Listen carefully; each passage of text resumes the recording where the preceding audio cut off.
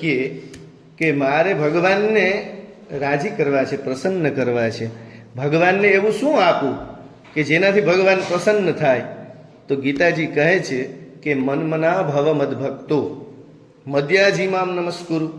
ભગવાનને કંઈ જોતું નથી, માત્ર અને માત્ર આપણું મન જોઈએ છે. આપ એ પણ જાણતા હશો કે મન એવ મનુષ્યાણામ કારણમ બંધ મોક્ષયો. આપણું મન છે એ જ આપણા બંધન અને આપણી મુક્તિનું કારણ છે. સમગ્ર ગીતાજી છે ને એ અંતિમ અધ્યાય મોક્ષ સંન્યાસ યોગ. એટલે આપણે જે વિષયોની સાથે કનેક્ટેડ છીએ, બંધાયેલા છીએ, એમાંથી છૂટવાનું છે અને પરમાત્મા સાથે કનેક્ટિવિટી જોડવાની છે. એના માટેનો શબ્દ છે યોગ. ગીતાજીના તમામ અધ્યાયની સાથે યોગ શબ્દ જોડવામાં આવ્યો છે. વિષાદ યોગ પેલો છે એ વિષાદ યોગ છે. કર્મયોગ, જ્ઞાન યોગ, ભક્તિ યોગ, વિભૂતિ યોગ. તો કહેવાનો મતલબ એમ કે કોઈના કોઈ રીતે આપણે ભગવાનની સાથે જોડાયેલા રહીએ. જ્યારે અર્જુનજી ના પાડે છે કે હું યુદ્ધ નહીં કરું, ત્યારે ભગવાન એને સમજાવે છે કે તું જેને મારવાની વાત કરે છે આ તો બધા શરીર છે.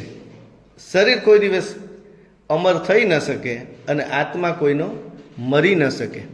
નૈનમ છિંદંતી શસ્ત્રાણી નૈનમ દહતી પાવક ન ચૈનમ ક્લેદયંત્યાપો અને ન શોષયતી મારુતઃ અચ્છેદ્યો યમદાહ્યો હ્ય મક્લેદ્યો સોસ્ય એવ ચ નિત્ય સર્વ ગતઃ સ્થાણુ અચલોયમ સનાતન. આ આત્મા છે ને એને કોઈ પલાળી ન શકે, એને સૂકવી ન શકે, એને બાળી ન શકે. આ તો અજન્મા છે, નિત્ય છે અને સનાતન છે.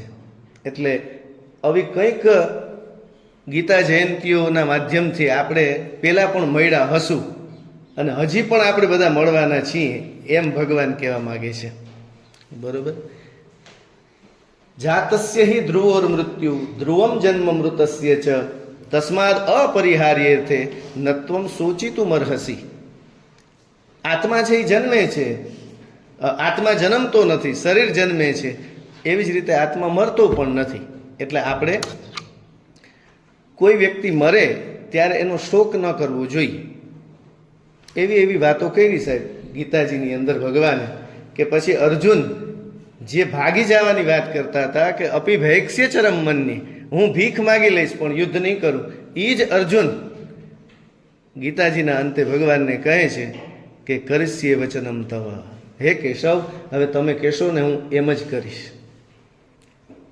અને પછી તો આપ જાણો છો કે યુદ્ધના મેદાનની અંદર સૌથી પહેલા દાદા ભીષ્મને કાન સુધી ખેંચીને બાણ માર્યા અને એટલા બધા બાણ માર્યા કે બાણ સૈયા બની ગઈ, શરીરને વિંધીને બાણ નીકળી ગયા. અને દાદા આમ તો ઈચ્છા મૃત્યુના સ્વામી છે, એને કોઈ મારી ન શકે જ્યાં સુધી પોતે ઈચ્છા ન કરે, પણ બાણ તો એટલા લઈ ગયા કે એકવાર પથારી ઉપર હુરાવી દીધા.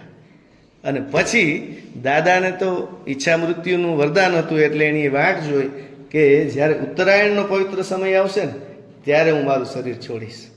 અને બીજું કે ભગવાને એને અંતિમ સમયે દર્શન આપવાનું વચન આપ્યું હતું. એટલે પણ દાદા ભીષ્મ વાટ જોઈ રહ્યા છે કે યુદ્ધના કાર્યક્રમમાંથી ભગવાન ફ્રી થાય ને પછી આવે, મને દર્શન આપે ને પછી હું મારી વિદાય લઉં.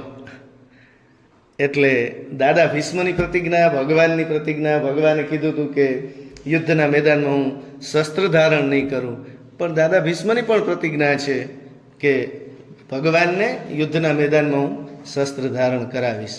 આપ કહ્યો મેં શસ્ત્ર બિન ભૂમિ હરઉં સબ ભાત તો હમકો ક્ષત્રિય નાગીને અરે બોલહું બચન વિચાર.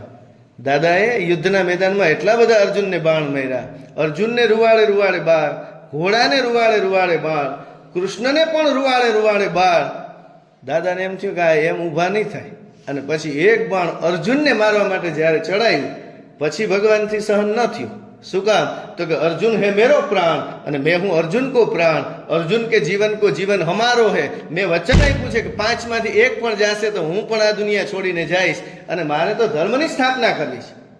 અમે એવી રીતે કેમ વયા જાય? અને એટલા માટે ભગવાન રથમાંથી કૂદ્યા અને નીચે ઉતરી નજર છે ભીષ્મ સામે કે ક્યાંક બાણ છોડી નથી, અને જ્યાં રેતીની અંદર બે ચાર હાથ ફેરવા ત્યાં તો તૂટેલા રથનું પરડું હાથમાં આવ્યું અને ગોળ ગોળ ફેરવી અને જ્યાં છોડવા જાય બરોબર એ જ સમયે દાદા ભીષ્મ બે હાથ જોડી અને ઊભા રહી ગયા કે આપ કહ્યો મેં શસ્ત્ર બિન ભૂમિ હરઉં સબ ભાર, તો હમકો ક્ષત્રિય નાગીને અરે બોલહુ બચન વિચાર. તમે એમ સમજતા હતા કે આ કોળા કાપવાની રમત છે? તમે ઓળખો છો કે દાદા ભીષ્મ એટલે કોણ? મા ગંગા અને સંતનુના પુત્ર છે, પરશુરામના શિષ્ય છે, એવો હું ભીષ્મ. એટલે ભગવાને કીધું કે આ ક્યાં શસ્ત્ર છે? પાછું એને બધું આવડે ને, 64 કરારથી યુક્ત છે. એટલે એને કીધું કે આ શસ્ત્ર નથી, આ તો રથનું પરડું છે. એટલે દાદાએ કીધું કે છૂટ્યું હોત તો ખબર પડત. ભલે ઈચ્છા મૃત્યુના સ્વામી છે, પણ એકવાર અને રાહુલ કહેતું કેમ બે અલગ થઈ ગયા એમ, દાદા જીવત માથું જુદું ને દળે જુદું. પેલું કહે ને કે દેરાણી જેઠાણી બાંધે અને એકબીજાને સાંભેલું મારી લે, અને દેરાણી મરી જાય પછી એમ થોડું કહે કે આ થોડું શસ્ત્ર છે. હરિદ્વારમાં બે બાવા ભાઈતા, એક બાવાને મારી નાખ્યો. એટલે પોલીસે ઇન્વેસ્ટિગેશન કર્યું અને પૂછ્યું કે ભાઈ શસ્ત્ર શું હતું? એટલે ઓલા બાવાએ કીધું કે ના ના મેં કંઈ શસ્ત્ર માર્યું જ નથી. તો આજુબાજુવાળાને પૂછ્યું કે શું માર્યું? તો કે માળા મારી. બોલ, એની પાસે રુદ્રાક્ષની એવી મોટી મોટી માળા હતી કે એક મારી તા તો અમર કરી દીધો, એને શરીરમાંથી મુક્ત કરી દીધો.